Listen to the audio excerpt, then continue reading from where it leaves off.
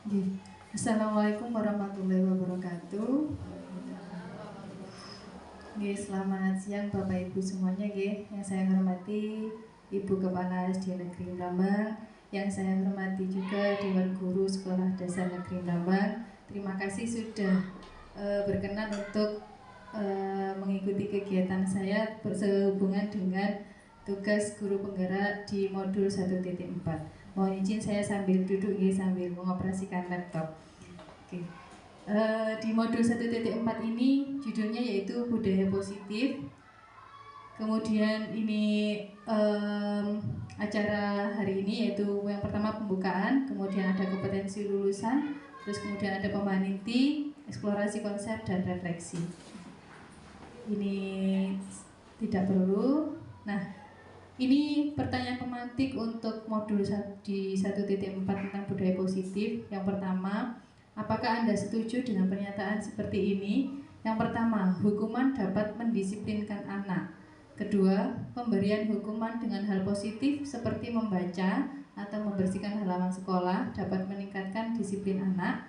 Ketiga, memberi penghargaan dapat meningkatkan motivasi belajar anak. Nah, di modul 1.4 ini kita akan membahas tentang seputar disiplin, jadi sehingga membuat budaya positif di sekolah kita. Nah, topiknya yang pertama tentang disiplin positif dan nilai-nilai kebajikan universal. Kedua ada teori motivasi, hukuman, penghargaan, dan restitusi. Jadi nanti kita tahu bedanya apa motivasi, apa hukuman atau penghargaan, dan apa itu restitusi. Kemudian ada keyakinan kelas, kemudian ada kebutuhan dasar manusia, ada posisi kontrol kita sebagai guru, kemudian ada segitiga restitusi. Nah, yang pertama tentang pembelajaran disiplin positif dan nilai-nilai kebajikan universal. Yang pertama ada perubahan paradigma tentang kegiatan kepalan tangan. Nah, ini ada sedikit gambaran, ada A dan B, Anda dan teman Anda. Sobeklah secari kertas kecil, tuliskan benda atau sesuatu yang sangat berharga untuk Anda. Letakkan di salah satu tangan Anda, kemudian genggam benda tersebut dengan segala daya, sekuat mungkin, buatlah sebuah kepalan. Teman Anda, si B, akan mencoba dengan sekuat tenaga dengan berbagai cara untuk meminta Anda memberikan benda tersebut. Istilahnya kalau anak-anak itu ngeroyok gitu ya, dengan sekuat tenaga bagaimana bisa sampai ke tas kita yang kita genggam ini sampai didapat oleh si B. Nah, si B itu bisa dengan cara membujuk, mengancam, menghardik, merayu, menyuap, apa saja sampai Anda bisa membuka kepalan tangan Anda. Nah, apa yang terjadi? Kira-kira seperti ini itu tergantung si A atau si B. Si A juga ya. Kalau si A dia teguh pendiriannya, dia tidak akan terpengaruh meskipun ada bujukan, ancaman gitu ya. Rayuan apalagi menyuap, ini ada menyuap.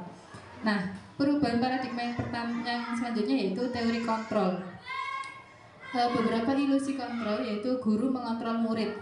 Ilusi yang kedua bahwa kritik dapat membuat orang merasa bersalah, dapat juga menguatkan karakter. Ilusi juga bahwa semua penguatan positif efektif itu bermanfaat. Kemudian ada ilusi bahwa orang dewasa itu memiliki hak untuk memaksa. Biasanya guru kan lebih banyak memaksa ke anak gitu ya. Terus pokoknya kerjakan yang ini, nggak boleh yang lain ya. Gitu paradigma kontrol guru sebagai pemaksa. Nah, ini perbedaan stimulus respon dan teori kontrol. Kita bisa melihat di sini kalau stimulus respon itu mencoba mengubah orang lain berpandangan sama dengan kita, mempengaruhi gitu ya. Kalau kontrol, kita berusaha memahamkan pandangan orang lain, jadi tidak mengajak orang lain untuk sepaham dengan kita. Nah, itu bedanya antara stimulus respon dan kontrol. Orang lain, kalau respon orang lain bisa mengontrol saya, sedangkan kalau kontrol hanya Anda yang bisa mengontrol diri Anda sendiri, bukan orang lain. Itu. Saya lanjut ya. Nah, kita mulai dari yang materi pertama yaitu disiplin. Disiplin ini berasal dari bahasa Latin disiplina yang artinya belajar sebenarnya. Disiplin itu artinya belajar. Tapi di Indonesia, di budaya kita, disiplin ini berubah menjadi suatu yang dilakukan seseorang pada orang lain untuk mendapatkan kepatuhan. Itu disiplin. Jadi sudah tidak lagi cenderung kepada kata belajar.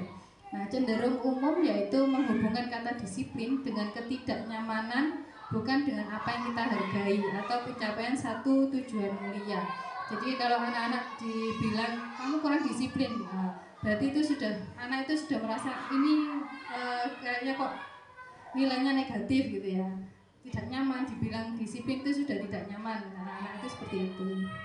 Nah, kedua yaitu ada nilai-nilai kebajikan universal.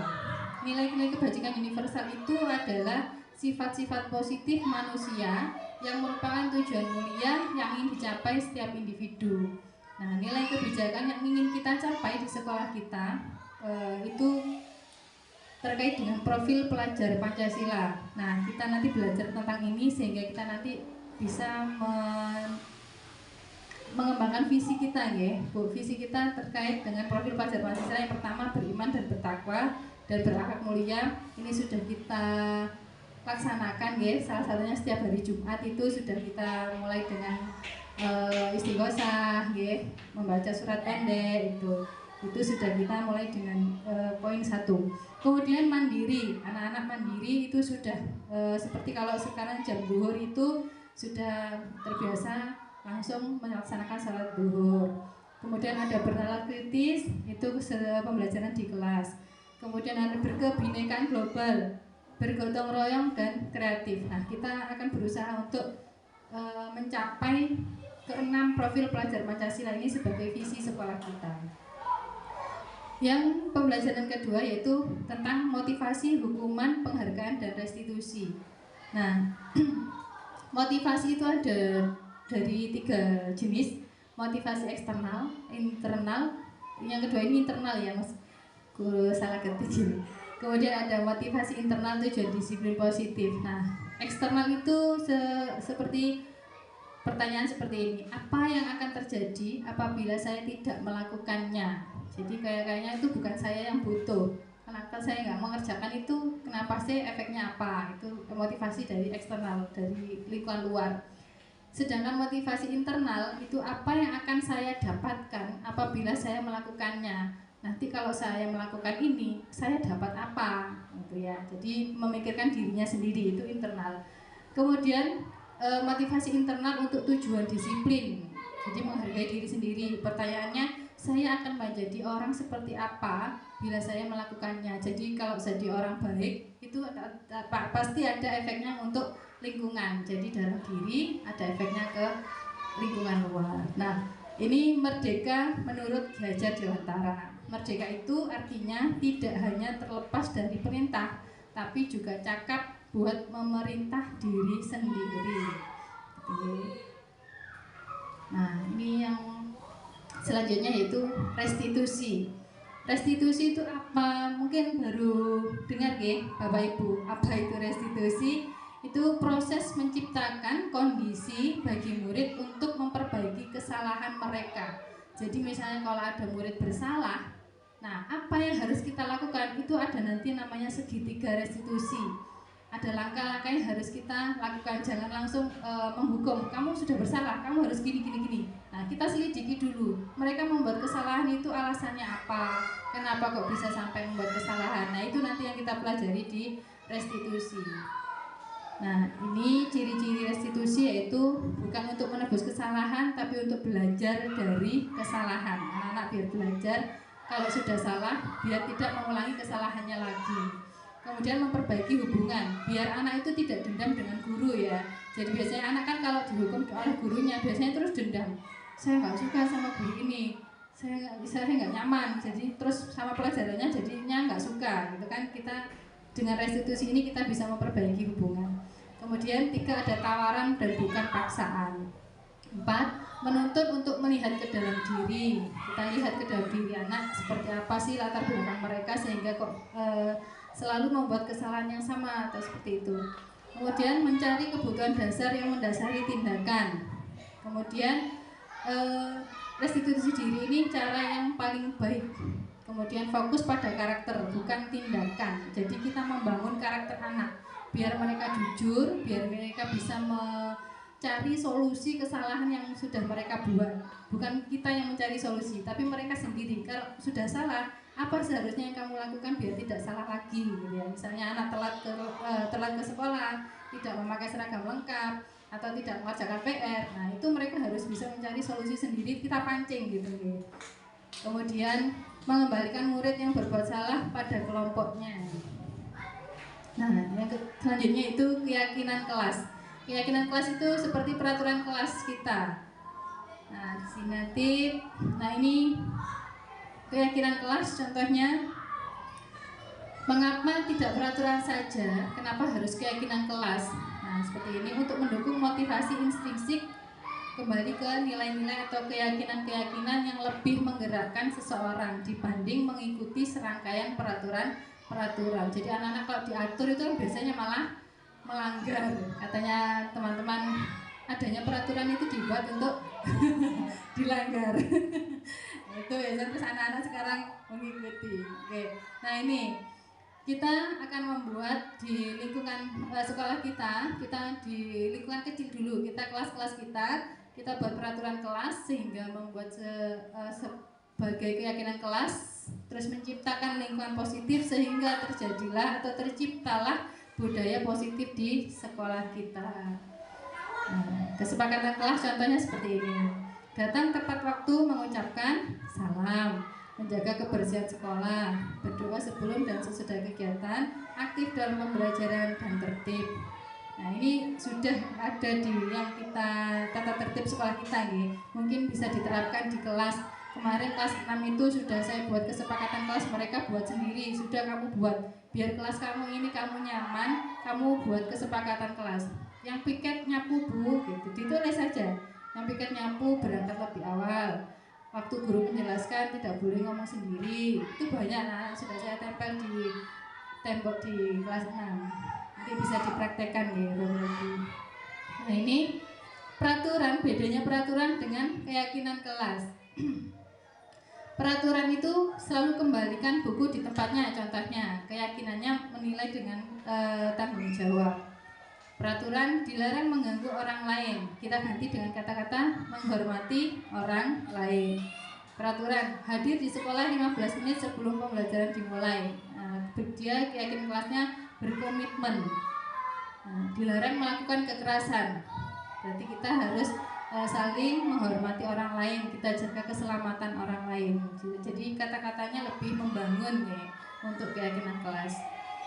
Nah, dihukum oleh penghargaan ini ciri-cirinya pengaruhnya jangka pendek dan jangka panjang. Penghargaan menghukum, penghargaan mengurangi ketepatan, penghargaan juga tidak efektif, penghargaan merusak hubungan. Biasanya ada yang iri ya, dia dapat penghargaan, temannya tidak, kadang kitanya yang kurang adil atau bagaimana, itu juga bisa pengaruh. Dihukum oleh penghargaan bisa menurunkan kualitas. Biasanya itu sehabis lomba juara 1 kita kasih hadiah, ternyata hadiahnya mereka tidak sesuai ekspektasi mereka, malah oleh hadiah ini tok lah. Itu bisa menurunkan kualitas penghargaan itu sendiri. Penghargaan mematikan kreativitas ya. Jadi itu tadi, hadiah ini tok, ya wes aku tambahin sakmene ae. Kreativitasnya mereka akan menurun. Jadi kita penghargaan itu bisa berefek ke sekian ini, mengurangi motivasi intrinsik juga. Nah, tindakan guru contoh ya, ini termasuk hukuman atau konsekuensi. Misalnya, mencatat 100 kali di dalam buku kalimat, saya tidak akan terlambat lagi. Misalnya ini untuk hukuman siswa yang terlambat karena terlambat sekolah, ini termasuk sebuah hukuman. Lari mengelilingi lapangan basket 2 kali karena terlambat hadir di sekolah, ini juga termasuk hukuman. Murid diminta push up, ini juga termasuk hukuman. Menggantikan kertas tugas teman yang telah dicoret-coret, ini termasuk konsekuensi. Jadi sudah ada kesepakatan kalau kertas itu bukan miliknya, kenapa dicoret-coret, konsekuensinya ya harus mengganti. Seperti itu. Ini tidak perlu, nggak muncul gambarnya.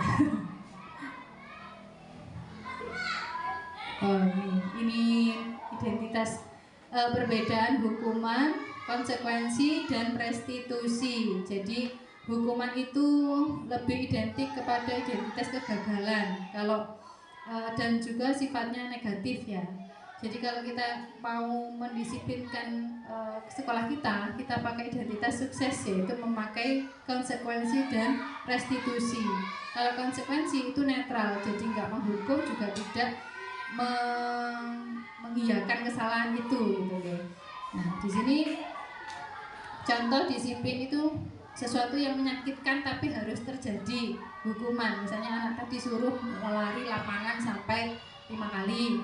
Nah, konsekuensi itu contohnya sesuatu harus terjadi. Kalau restitusi merupakan pilihan. Jadi kita pilih, kalau kamu sudah kesalah seperti ini, kamu bagaimana? Gitu, dikasih pilihan.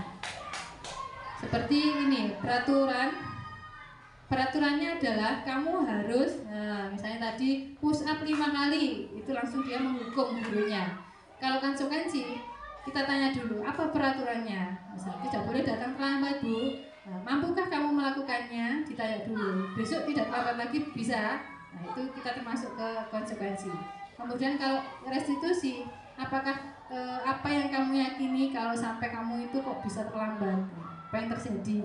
Kemudian apa yang bisa kamu lakukan untuk memperbaiki masalah ini. Jadi kita kembalikan ke anak-anak solusinya untuk kesalahan yang mereka lakukan. Nah, kita juga akan membahas tentang kebutuhan dasar manusia itu ada 5. Ternyata manusia itu butuh rasa kasih sayang dan rasa diterima, ya. Kemudian penguasaan, anak pun itu juga ingin merasa berkuasa. Kemudian bertahan hidup, ini bertahan hidup gitu ya, seperti makan, minum, rumah gitu. Kemudian kita juga butuh kesenangan, kita juga butuh kebebasan.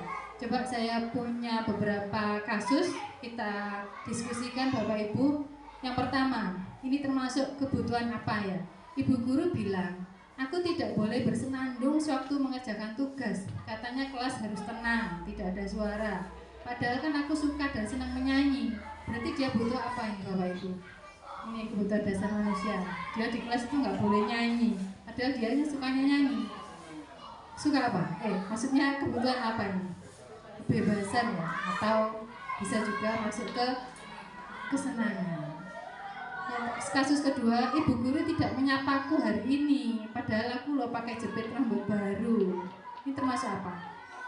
Kebutuhan rasa kasih sayang ya. Aku gak diperhatikan, aku gak gak disapa. Dia juga butuh rasa kasih sayang. Yang kasus ketiga, aku bosan masa belajaran cuma gitu-gitu aja, dengerin ibu guru aja. Berarti dia apa? Kebutuhan kebebasan ya. Yang tadi kesenangan, yang itu tadi dia butuh kebebasan. Maksudnya dia butuh bebas belajar semau dia. Mau membaca, mau nyimak video, mau apa, itu dia pengennya seperti itu. Kasus yang terakhir, aku sebel, gambarku tidak rapi, malah ibu guru nunjukin ke teman-temanku di depan kelas. Nah, berarti dia apa? Kebutuhan, dia marah karena gambarnya itu jelek kok tambah ditampilkan ke teman-teman, gitu, nggak terima. Termasuk kebutuhan bisa penguasaan, gitu. Dia berkuasa, maksudnya gambarku ini kan punya saya jelek, tapi jangan ditampilkan gitu. Maksudnya itu nggak mau ditampilkan. Nah ini kasus lagi panjang banget ya. Pak Zulfikar ini kepala sekolah, ditugaskan di SMP. Sejak Pak Zulfikar datang, dia mencoba menyesuaikan diri di lingkungan yang baru. Sebagian besar guru di sana sudah menerima kedatangan Pak Zulfikar. Namun ada beberapa guru yang selalu bereaksi negatif atas kebijakan-kebijakannya. Jadi ada yang menolak gitu ya. Misalnya membuat kebijakan, ada yang menolak. Dan dengan frontal mengemukakan penolakannya di rapat guru mingguan. Salah satunya itu Pak Malik. Dalam rapat itu, Pak Malik seringkali mempertanyakan kebijakan yang diambil oleh Pak Zulfikar tanpa argumen yang kuat. Jadi wis menolak, pokoknya nolak dia, tapi nggak mau memberikan alasan menolaknya apa. Rekan-rekannya yang lain heran dengan perlakuan Pak Malik karena sebelumnya ia dikenal sebagai guru yang selalu mengikuti kebijakan sekolah selama ini. Pak Hanafi, sahabat Pak Malik, mencoba mendekati dan menanyakan apa yang menyebabkan dia seperti itu. Ada beberapa kemungkinan jawaban Pak Malik. Identifikasi kebutuhan yang ingin dipenuhi Pak Malik, Jika responnya seperti di kolom sebelah kiri tadi, bila Anda berada dalam posisi Pak Zulfikar dan mendengar informasi dari Pak Hanafi tentang alasan Pak Malik melakukan itu, apa yang akan Anda lakukan pada Pak Zulfikar agar kebutuhannya terpenuhi? Ini buka es. Ada kasus seperti ini, mungkin ya Pak Zulfikar jika mendengar informasi dari Pak Hanafi setelah bertanya dengan Pak Malik, mungkin nanti Pak Zulfikar akan menindaklanjuti apa yang terjadi, kenapa alasannya kok Pak Malik melakukan seperti itu, kok tiba-tiba menolak tanpa membicarakan atau mengutarakan alasannya. Gitu. Nah, ini jawabannya Pak Malik, iseng aja sih ditanya. Aku senang lihat caption baru kebingungan. Nah, dia termasuk kebutuhan kesenangan, nyeneng nawake dhewe nggih. Terus jawaban Pak Malik lagi, ya biar dia kenal sama aku dan aku ingin nantinya bisa deket sama Pak KS dan kerja bareng sama dia. Kayaknya orangnya baik sih. Nah, dia juga butuh rasa kasih sayang dari Pak KS yang baru. Kemudian dia jawab lagi, saya sebenarnya nggak paham beliau bicara apa tadi Pak Zulfikar. Makanya saya tanya-tanya lagi, tanya-tanya saja daripada saya kelihatan nggak paham gitu ya. Berarti ini termasuk kebutuhan penguasaan, jadi mentang-mentang loh, kayak biar dia dianggap gitu ya. Kemudian gaya ngomongnya Pak Zulfikar itu monoton sekali, bosan jadi mendengarnya. Saya pikir tidak akan selesai-selesai, ya akhirnya dia terus nyeletuk nolak. Nah ini termasuk kebutuhan kebebasan. Dalam satu kasus itu banyak kebutuhan yang ditampilkan ternyata. Nah, sekarang posisi kontrol ini yang sangat penting Bapak Ibu. Nah, posisi kontrol guru ternyata itu ada 5. Kita sebagai guru itu bisa sebagai penghukum, pembuat orang bersalah, sebagai teman, sebagai pemantau, juga sebagai manajer. Ini mohon maaf kolomnya morat-marit nggih. Jadi kalau penghukum itu langsung menghukum gurunya tanpa bertanya apa alasannya atau apa sehingga yang menyebabkan anak-anak berlaku melakukan kesalahan. Seperti menghardik, menunjuk-nunjuk, menyindir. Terus kemudian awas ya, mengancam gitu ya. Nah, ini juga kalau muridnya dia berkata biarkan saja, nanti juga marah-marah lagi. Itu efeknya kalau kita sebagai seorang penghukum, ya. Nah, yang baik mungkin kita nanti sebagai teman, sebagai pemantau dan sebagai manajer. Kalau manajer itu kita arahkan anak nanti dari kesalahan itu kita arahkan ke perbuatan yang baik. Nah, ini saya kecewa sekali dengan kamu. Nah, kamu kok bisa berbuat seperti ini? Padahal saya sudah memberikan instruksi harus begini-begini. Kamu bisa mengecewakan bu guru. Nah, ini kan mereka akhirnya merasa bersalah. Kita sebagai orang guru pembuat orang merasa bersalah. Kemudian yang kedua, kamu tidak pernah benar melakukannya. Sekarang kamu lari 5 kali lapangan. Nah, berarti kita langsung sebagai seorang penghukum. Kemudian ayolah lakukan demi ibu, kamu kan sudah membantu ibu gini-gini. Alasannya itu kita sebagai teman, jadi ngomongnya ini bahasanya kayak seperti sama teman sendiri nih, sama anak-anak. Kemudian apakah kamu mau mendapatkan stiker bintang hari ini? Nah, itu termasuk dalam sikap pemantau. Kemudian bagaimana kamu bisa menyelesaikan masalah ini? Nah, itu manajer, jadi anak disuruh mencari solusi sendiri. Ini ya, kita bergerak antara peraturan, pemantau, konsekuensi atau hadiah, nilai-nilai, manajer, dan memperbaikinya. Nah, ini tadi yang saya katakan segitiga restitusi. Yang pertama, kita gali dulu jika ada siswa yang bersalah, kita tanya dulu nilai-nilai apa yang kita setelah sepakati. Misalnya kita kan sudah sepakat tidak boleh ramai di dalam kelas. Nah, terus mereka menjawab bagaimana? Itu menanyakan keyakinan dulu kepada murid-murid. Ada pertanyaan lagi, kamu ingin menjadi orang seperti apa nanti? Gitu. Kemudian menstabilkan identitas. Jadi biar dia tidak hanya merasa bersalah. Jadi kita biar juga mereka memandang kalau kita itu juga pernah melakukan kesalahan.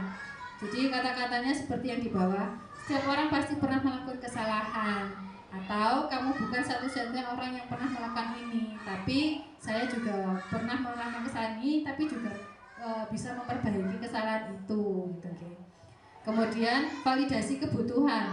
Kita tanyakan, kamu tentu punya alasan mengapa melakukan itu. Mungkin karena orang tuanya itu kerjanya malam, jadi pagi nggak bisa bangun sampai dia nggak ada yang bangunin untuk sekolah, terus akhirnya terlambat gitu kan.